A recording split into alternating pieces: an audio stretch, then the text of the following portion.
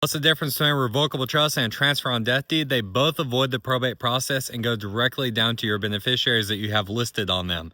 A revocable trust will allow you to have incapacity planning. So in the event that you become incapacitated from a car accident or a medical emergency, your backup trustee can step into your place and start managing those assets on your behalf while you're still alive.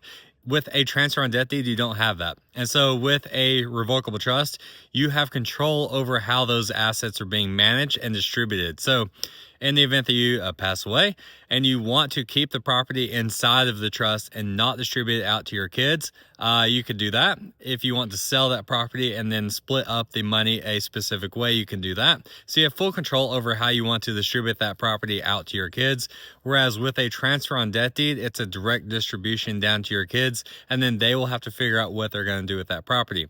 So a great example here is if you have one property and multiple kids inheriting it, when you do a transfer on death deed, it goes directly to them, and they have to figure out who's going to be responsible for the property, the upkeep, the maintenance, paying for things, finding the realtor, renting the property out, all of those things, and then who's going to benefit from it. So one kid's going to be more responsible than the other, and the other one's going to be trying to benefit from the one who's more responsible.